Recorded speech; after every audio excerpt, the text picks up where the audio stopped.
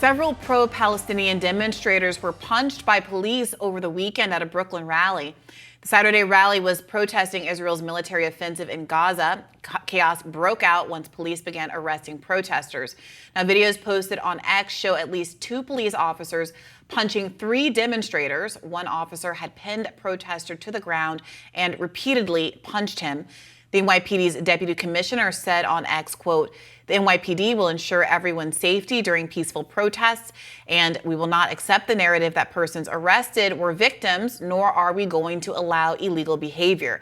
Acts committed by 41 people, of which 36 were not from the Bay Ridge community or the city of New York. 1/3 arrested have prior arrest history for other non-peaceful protests.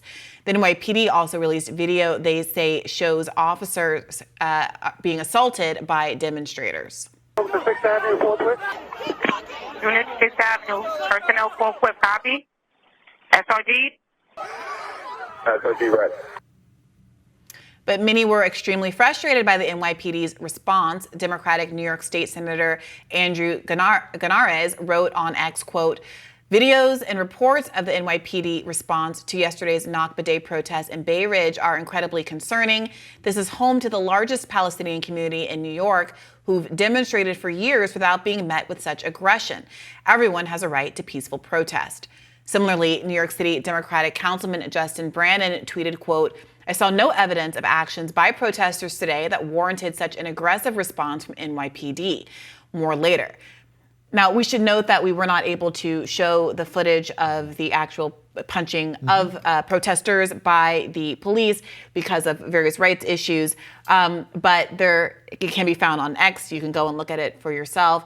And this does seem part and parcel of a pattern of disproportionate response from the NYPD against pro-Palestine protesters, following what we saw at both Columbia University and the City University of New York uptown.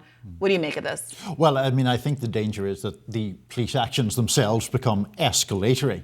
Now, in relation to the thing in Brooklyn, I mean, obviously there was some kind of melee. It would be useful to see as many videos as possible. The one that you're alluding to, which is widely available on X, I don't see how anyone could legitimately argue that the police were using the minimal force required to restrain people. I mean, it seems pretty clear that there are punches being thrown at someone in a prone position. And that seems on its face to be excessively physically aggressive policing. There is, of course, the much bigger issue of the militarization of police in this country, generally speaking, the capacity in New York that we saw to sort of storm in and did it, essentially exacerbate a situation, at least arguably. Now, the police will say differently than that, and they will argue that they have an imperative to preserve order. As I say, it is always tricky when you're not there, but some of the videos seem pretty damning of the police behavior. Yeah, it's also worth noting the police are going with the argument that some of the people arrested already had prior arrests, but I think they told too much of the story there in admitting that the prior arrests are for other protests, which they describe as non-peaceful.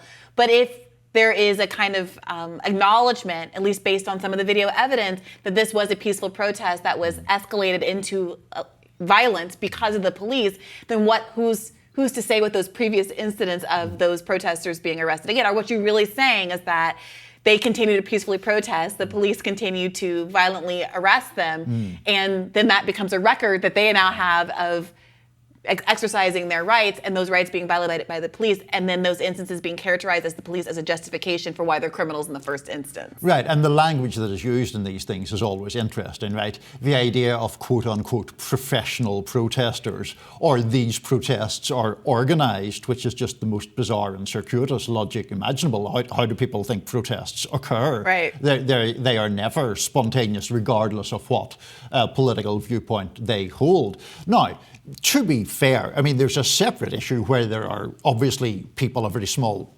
minority of people in this country, who hold anarchist beliefs, for example, who don't believe there should be a police force. And those people are clearly, it is part of that doctrine that you try to instigate or inflame situations. That is not the same thing as the cops punching people lying on the ground, for example. Right, and it's worth noting, to the extent that there are repeat offenders, this idea that these are, outsiders or people who keep going to protest. Well, this is happening in New York's largest Palestinian community. So why would it be surprising that people who attended this protest in the middle of a Palestinian community have also gone to protest in other parts of New York, protesting in defense and advocating for the rights of Palestinians in Gaza and in the West Bank? That is, again, the kind of security, teleological logic. Right. Of course, Palestinians are going to protest for Palestine, whether it's happening in Manhattan or whether it's happening in their own neighborhood in Brooklyn. And particularly when they are commemorating the Nakba, as they have done for years and years, when the immediate situation was much less traumatic than it is right now. I mean, of course, if you have a history of demonstrating for pro-Palestinian causes, of course you're going to be outraged right now. Of course your activism is going to be ramped up right now for entirely legitimate reasons, and to sort of create innuendo around that, around the sense of professional protesters, seems to not really be very logical. I think that's an important point, especially because of a story that we have covered on the show involving the Supreme Court's choice not to take up a case that constructively outlawed the right to protest in 3 southern states. It is a case that largely goes after Black Lives Matter organizer DeRay McKesson, in which it establishes that if you organize a protest and someone at that protest commits a crime, that you are responsible for it as an organizer. So you can understand how that's an incredible disincentive for anyone to organize protests. I mean, when you put that next to this idea that we're characterizing organizers as professional organizers in a way that's supposed to be inherently insidious, you can draw a very short, and I would argue rather fascistic line between the courts basically codifying the idea that you're responsible for anything that's happening and therefore making protests constructively too dangerous to organize, and saying outright what the police are saying in this instance, which is if we're basically going to use language that seems to criminalize, at least rhetorically, the idea of trying to get people together to use their First Amendment rights to protest against what our government is facilitating abroad. Yeah, absolutely. And the other point there is, you mentioned that law or ruling being something that disincentivizes people to organize protests because they are held responsible for any participant behaving in a bad or unlawful way. The other danger, and this is not an overly paranoid danger, is that it incentivizes agents provocateurs, right, who actually go to sort of mount false flag operations. And we have, in fact, seen that in this most recent wave of protests.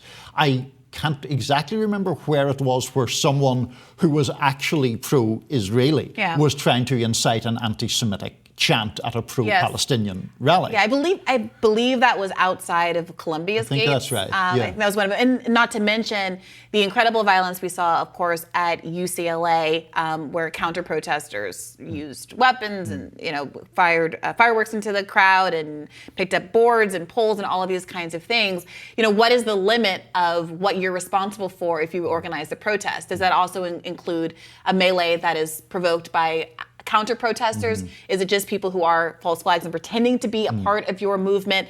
And then what does that mean about how you have to safeguard the movement? I mean, Robbie has objected to many times in the program, kind of college protesters being restricting who's allowed to come into their encampments, kind of questioning them, doing a kind of an ideological test at the door, if you will. And he characterizes that as kind of barring Jewish students on the basis of their identity. I push back against that characterization. But regardless, isn't there more of an incentive to prevent people from infiltrating your ranks, as it were, if any action they take once they're inside and associated with you can be attributed to you and you could be held criminally liable for it? No, absolutely. All right, stick around. More Rising coming up next.